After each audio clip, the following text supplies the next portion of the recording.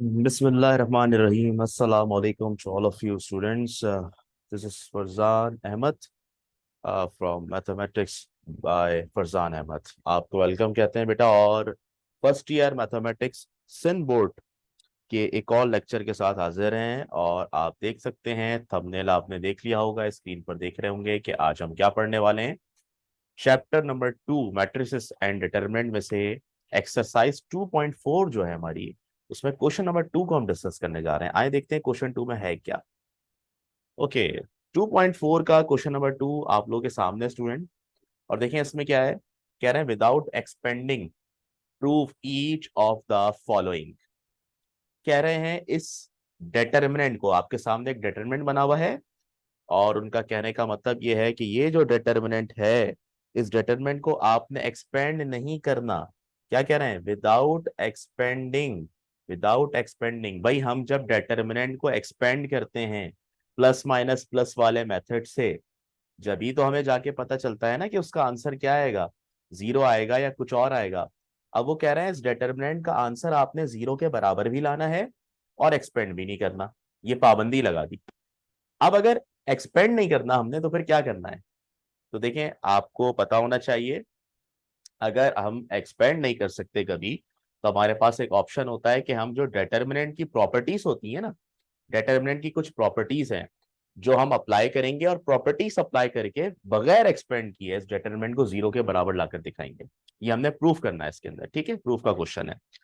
अच्छा, प्रॉपर्टीज मैं आपको एक साथ नहीं लिखवा रहा सारी, वरना आपके लिए याद करना बहुत मुश्किल होगा, सीखना बहुत मुश्किल होगा। जैसे जैसे क्वेश्चन में आती जाएंगी उस वक्त हम डिस्कस करते जाएंगे। ठीक है।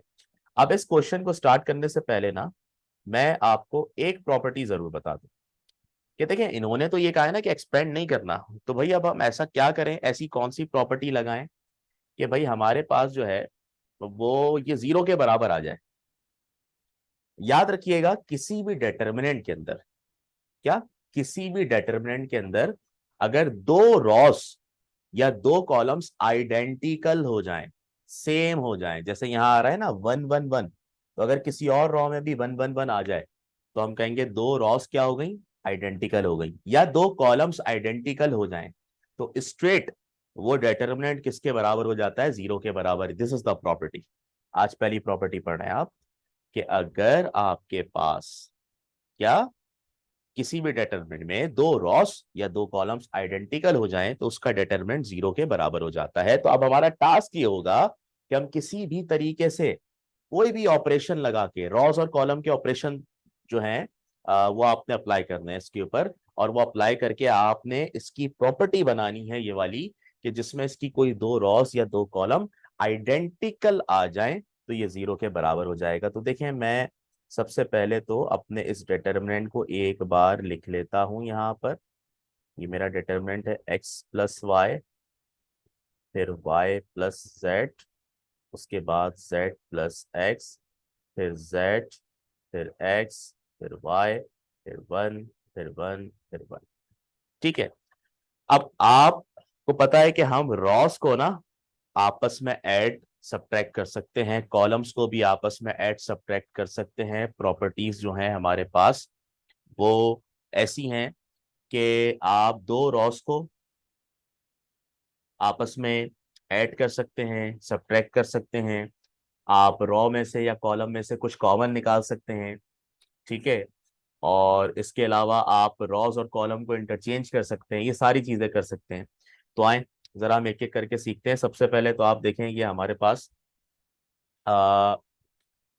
R1 है, रॉ 1 है। तो मैं कर ये रहा हूँ आइडेंटिकल बनाने के लिए, कि जो रॉ 1 है ना, इसमें रॉ 2 को ऐड कर रहा हूँ। ठीक है।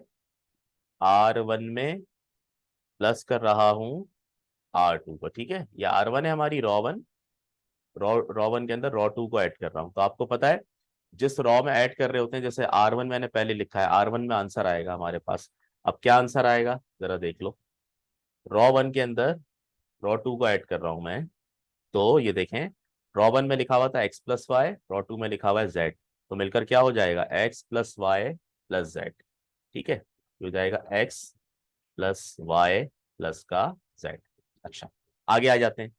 दूसरा एलिमेंट देखें, R1 में लिखा हुआ है y प्लस जेड, R2 में लिखा हुआ x, दोनों को ऐड करेंगे क्या बनेगा, y plus z plus x. तो मैं इसको अरेंज करके लिख देता हूँ x plus y plus z. ठीक है, एक ही ऑर्डर में हो जाएगा ताकि, ठीक है, x plus y plus z. ठीक है, अच्छा फिर आगे बढ़ते हैं। थर्ड एलिमेंट देखें, z प्लस एक्स में y ऐड होगा, तो इसको भी अगर हम अरेंज करके लिखें तो ये क्या हो जाएगा, x plus y plus z. ठीक है, और देखें बाकी किसी रॉ पे कोई फर्क नहीं पड़ेगा, हमने R1 में ऐड किया है, Z x Y one one one as it is रहेगा, Z x Y one one one ऐसे ही रहा। ठीक है, अब हमें ना दो रॉस या दो कॉलम्स आइडेंटिकल बनाने हैं, उसके लिए हम पूरी कोशिश करेंगे ताकि ये जीरो के बराबर हो जाए। तो अगर आप गौर करो तो R1 के अंदर ना फर्स्ट एलिमेंट भी x plus y plus z है, सेकेंड एलिमेंट भी x plus y plus z है, और थर्ड एलिमेंट भी x plus y plus z है। यानी रॉ वन के अंदर हमारे पास x plus y plus z तीनों टर्म्स में कॉमन आ रहा है। तो हम क्या लिखेंगे, हम लिखेंगे टेकिंग कॉमन, हम कॉमन निकालना है क्या, x plus y plus z, taking common x plus y plus z from कहां से, R1 से, रॉ वन से, R1 से हम x plus y plus z common निकालना है। तो देखें ये हमने कॉमन निकाला, क्या x प्लस वाई प्लस का z। अब जब कॉमन निकाल लेते हैं तो आप देखें फिर हम चेक करते हैं कि हमारे पास रह क्या गया है। तो अगर आप गौर करो x plus y plus z पूरा पूरा कॉमन निकला है, जब पूरी पूरी टर्म कॉमन निकल जाए तो उसकी जगह वन रह जाता है। इसी तरह यहाँ भी वन, यहाँ पे भी वन, बाकी second row z x y ऐसी ही रहेगी, और third row one one one है वो भी ऐसी ही रहेगी। ठीक है, अब आप गौर करें जरा, हमारे पास दो रॉस आइडेंटिकल हो चुकी हैं, कौन कौन सी, R1 और R3। तो अगर आपके पास कोई दो रॉस आइडेंटिकल हो जाएं किसी भी डिटरमिनेंट में, तो वो डिटरमिनेंट जीरो के बराबर हो जाता है। तो लिहाजा हम यहाँ पे क्या लिखेंगे, हम यहाँ पे ये वर्डिंग लिखेंगे, स्टेटमेंट लिखेंगे, हम बोलेंगे सिंस, कौन सी दो रॉस आइडेंटिकल है, मेंशन करेंगे since R1 and R3 are identical, so ये जो आपका डिटर्मिनेंट है one one one, Z x Y one one one, ये किसके बराबर हो जाएगा, ये डिटर्मिनेंट जीरो के बराबर हो जाएगा। ठीक है, देन अब क्या होगा, अब जब ये डिटर्मिनेंट जीरो के बराबर हो गया तो देखिए बाहर लिखा हुआ है x plus y plus z, लिखा हुआ है ना, तो अब लिखेंगे x plus y plus z. ये जो बाहर लिखा हुआ था कॉमन निकाल के हमने, ये डिटरमिनेंट से मल्टीप्लाई हो रहा था, तो हम चाहे तो मल्टीप्लाई का साइन भी बना सकते हैं। ठीक है, अब आगे था डिटरमिनेंट, ये डिटरमिनेंट हो गया है जीरो के बराबर, तो हम लिख देते हैं जीरो। अब आपको पता है जीरो जिससे भी टकराता है उसको जीरो कर देता है, यानी कि x plus y plus z zero से मल्टीप्लाई होगा तो किसके बराबर आ जाएगा, जीरो के बराबर। तो आप देखें हम लेफ्ट हैंड साइड लेके चले थे यहाँ से, और ये हमने इस डिटरमिनेंट को जीरो के बराबर क्या कर दिया है, प्रूफ कर दिया है, तो ये प्रूव हो गया। ठीक है, तो आपने क्या किया, रॉ के ऑपरेशन लगाए इसमें, कॉलम के ऑपरेशन भी लगा सकते हैं जरूरत के तहत। रॉस को मैंने क्या किया, इसके अंदर ऐड किया, और फिर क्या हुआ कि हमारे पास दो रॉस आइडेंटिकल आ गई। ठीक है, तो आए देखते हैं जरा एक और पार्ट देखते हैं।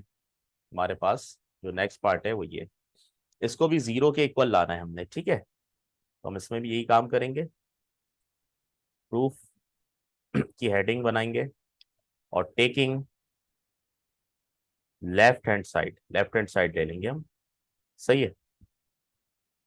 लेफ्ट हैंड साइड पे हमारे डिटरमिनेंट है वन वन वन, और एक्स वाई जेड, फिर y plus z, z plus x, और एक्स प्लस वाई, सही है। अच्छा अब इसमें क्या है, देखिए हम गौर करते हैं, हमारे पास फर्स्ट कॉलम है वन वन वन, तो कोशिश करते हैं हमारे पास कुछ और भी, अगर कोई और कॉमन इसके कॉलम इसके अंदर जो है इसी तरह आ सकता है तो उसकी कोशिश कर लेते हैं। तो मुझे यहाँ बनता हुआ नजर आ रहा है, अगर मैं कॉलम्स को ऐड करता हूँ, देखिए सेकंड कॉलम है, अगर मैं सेकंड कॉलम के साथ थर्ड कॉलम को ऐड करता हूँ, यानी C2 के साथ C3 को ऐड करता हूँ, तो मेरे पास टर्म सेम बनती हुई नजर आ रही है। यानी इस तरह से देखिए C2 है और ये C3 है, तो मैं लिख रहा हूँ यहाँ पे C2 प्लस C3, मैं C2 में C3 को क्या कर रहा हूँ, ऐड कर रहा हूँ। ठीक है, तो अगर हम C2 प्लस C3 करते हैं तो हमारे पास क्या होगा, डिटरमिनेंट बनाते हैं। देखें, अगर C2 प्लस C3 कर रहे हैं तो C2 में लिखा हुआ है पहला एलिमेंट x और C3 में लिखा हुआ है y प्लस जेड। तो x और y प्लस जेड ऐड होगा, क्या हो जाएगा, x plus y plus z. ठीक है, ये C2 है, x plus y plus z. फिर आ जाए नेक्स्ट एलिमेंट पे, इस पे y अगर z प्लस x के साथ ऐड होगा तो क्या हो जाएगा, x plus y plus z. ठीक है, फिर इसी तरीके से थर्ड एलिमेंट देखें, z अगर x प्लस वाई के साथ ऐड होगा क्या हो जाएगा, x plus y plus z. ठीक है, अब C2 में हमने C3 को ऐड किया है तो C1 और C3 पे कोई फर्क नहीं पड़ेगा। C1 में हमारे पास है 1 1 1, वो ऐसे ही रहेगा 1 1 1। ठीक है, और C3 जो हमारा था वो भी ऐसे ही रहेगा, क्या था, y plus z, z plus x, x plus y, y plus z, z plus x और एक्स प्लस वाई। अब देखें लास्ट क्वेश्चन में क्या हुआ था, यही सेम चीज थी, x plus y plus z, और हमने कॉमन निकाला था रॉ से। लेकिन यहाँ देखो, अगर आप कॉलम 2 की बात करो, C2 की, तो हमारे पूरे कॉलम में C2 के अंदर ये चीज कॉमन आ रही है, तो हम लिखेंगे टेकिंग, उसी तरह taking common x plus y plus z from C2। C2 में से x plus y plus z common निकाल लेंगे, तो हम यहाँ पे लिख रहे हैं x plus y plus z common निकाल लिया। ठीक है, अब देखें ये फर्स्ट कॉलम तो वही बचा 1 1 1। यहाँ क्या बचेगा सेकंड कॉलम में, x plus y plus z पूरा कॉमन आ चुका है, यहाँ पे भी बचेगा 1 1 1, और उसके बाद y plus z, z plus x और x प्लस वाई आपके पास ऐसे ही रहेगा। ठीक है, अब देखें इसमें कुछ आइडेंटिकल आ गया है आपके पास, C1 और C2 आइडेंटिकल आ गया, तो हम वही वर्डिंग लिखेंगे यहाँ पे, जिस तरह हमारा रॉस आइडेंटिकल आई थी यहाँ पे कॉलम आइडेंटिकल आ गए, तो हम लिखेंगे सिंस क्या C1 and C2 are identical. क्योंकि C1 और C2 आइडेंटिकल हैं तो क्या होगा, ये जो आपके पास डिटर्मिनेंट है 1 1 1 1 1 1, और क्या है भाई, y plus z, z plus x और x प्लस वाई, ये हमारे पास बराबर हो जाएगा 0 के।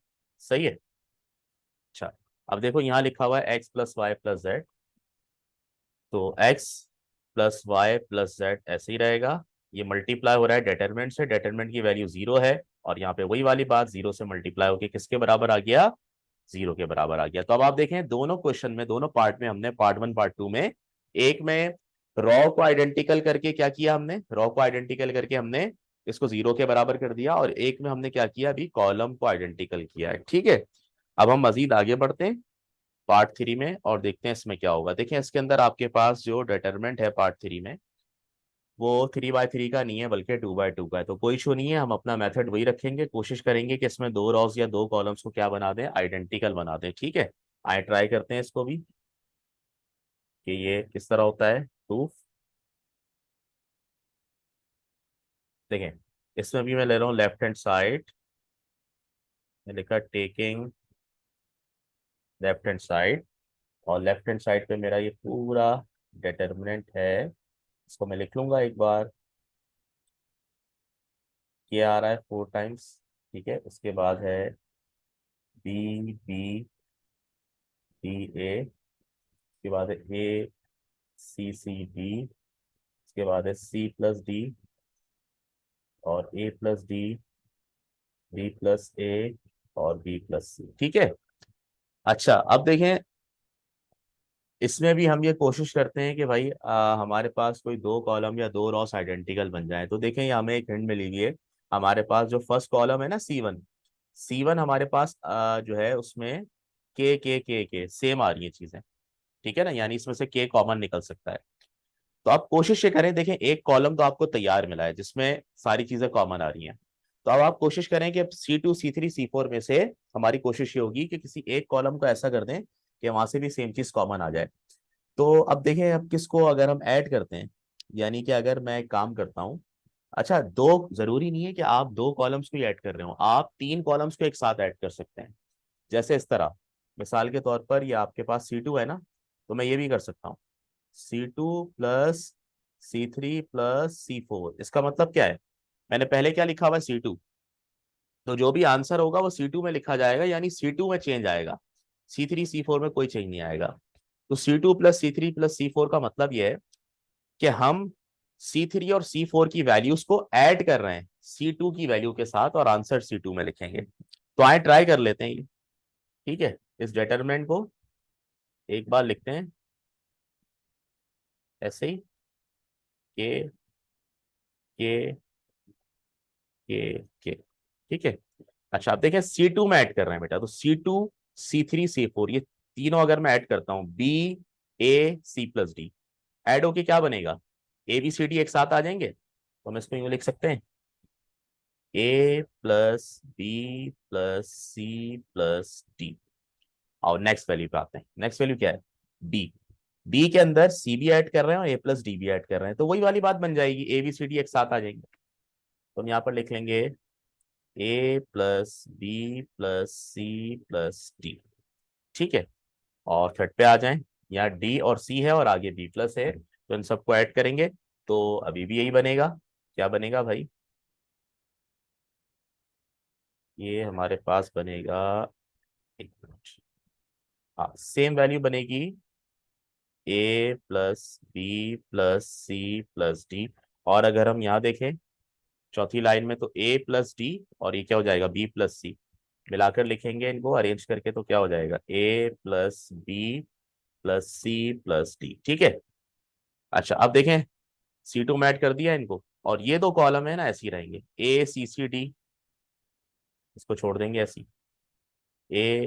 ACCD, और उसके बाद C + D, A + D, यार है C + D, A + D, और B + A, B + A, B + C। ठीक है भाई। अच्छा, अब देखें आप, अब आपको नजर आ रहा होगा कि C1 में जो है कॉमन आ रहा है के, C1 से के कॉमन आ रहा है, और C2 से A + B + C + D common आ रहा है। तो हम यहाँ एक सेंटेंस लिख सकते हैं, हम क्या लिख सकते हैं, हम लिखेंगे टेकिंग कॉमन के, कहां से, पूरा एड्रेस बताएंगे, टेकिंग कॉमन के फ्रॉम C1, एंड C1 से के कॉमन निकल रहा है, and A + B + C + D from C2 से ये कॉमन निकल रहा है, तो दो चीजें कॉमन निकल रही हैं। तो हम यहाँ पे कॉमन लिख लेते हैं कि भाई एक तो हमारे पास निकला के कॉमन, और दूसरा हमारे पास निकला A + B + C + D common. ठीक है, तो आइए देखते हैं हमारे पास बच क्या गया। फर्स्ट कॉलम से के कॉमन निकल गया, 1 1 1 1 बचेगा। सेकेंड कॉलम से A + B + C + D common निकल गया, 1 1 1 1 बचेगा। तो दो कॉलम तो हमारे पास आ गए इस तरह से, फर्स्ट कॉलम आया 1 1 1 1 1 1 1। ठीक है, तो उसके बाद देखें फिर क्या, A C C D,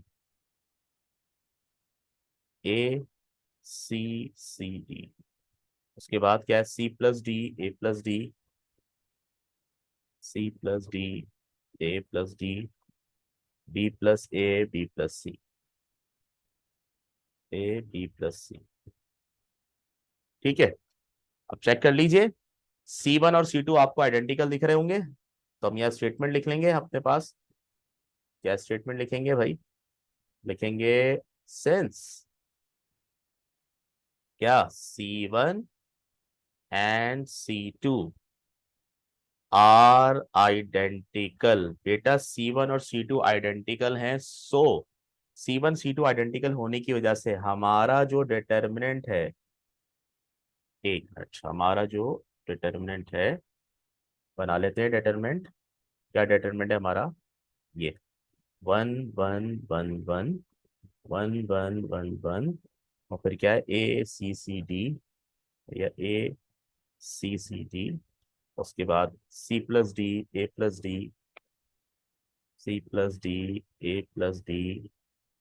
B + A, B + C। ठीक है, ये जो डिटरमिनेंट है हमारा, C1 C2 आइडेंटिकल होने की वजह से 0 के बराबर हो जाएगा। तो अब क्या होगा, बाहर लिखा हुआ है के, बाहर लिखा हुआ है, इस तरह से लिखा हुआ है के और A+B+C+D मल्टीप्लाई हो रहा था इस डिटरमिनेंट से, जबकि डिटरमिनेंट 0 के बराबर हो गया, तो ये पूरा भी 0 से मल्टीप्लाई होके क्या हो जाएगा, 0 हो जाएगा। तो इस तरह से हमारे पास ये चीज प्रूव हो गई। तो अब आप देखें, आपने रॉ और कॉलम के ऑपरेशंस का सहारा लिया और रॉ और कॉलम ऑपरेशन अप्लाई करके क्या किया है, कॉलम्स या रॉस को आइडेंटिकल करके इस डिटरमिनेंट को 0 के बराबर कर दिया। तो आज की क्लास में समझे हमने ये प्रॉपर्टी सीखी है डिटरमिनेंट की, कि अगर उसकी कोई भी दो रॉस या दो कॉलम्स आइडेंटिकल होंगे तो विदाउट एक्सपेंडिंग वो प्रॉपर्टी के जरिए किसके बराबर हो जाएगा, 0 के बराबर हो जाएगा। ठीक है, तो ये क्वेश्चन नंबर 2 हमारा कंप्लीट हो गया, तीनों पार्ट्स। अब इसके आगे के जो पार्ट है मजीद, उसमें प्रॉपर्टीज वाले सवाल हैं। प्रॉपर्टीज से हमने 0 के बराबर नहीं लाना, कुछ में 0 के बराबर लाना है और कुछ में कोई नॉन जीरो वैल्यू दे दी है, तो उसमें और नए कॉन्सेप्ट सीखने को हमें मिलेंगे। ठीक है, तो आप ये लेक्चर देखें, इसमें अगर आपका कोई क्वेश्चन है जरूर कॉमेंट कीजिएगा, मैं उसका आंसर करूंगा। और अगर कोई और टॉपिक आपके जहन में आ रहा है या कोई और चीज के सर ये जरूर समझा दें, ये चीज समझ में नहीं आई, तो वो आप जरूर बताइएगा, इंशाल्लाह उस पर भी वीडियो बनाएंगे। सो इंशाल्लाह नेक्स्ट वीडियो में मिलते हैं, नेक्स्ट लेक्चर में मिलते हैं। Thank you very much for watching बेटा, अपना ख्याल रखिएगा, अगले लेक्चर में मुलाकात होती है। अल्लाह हाफिज।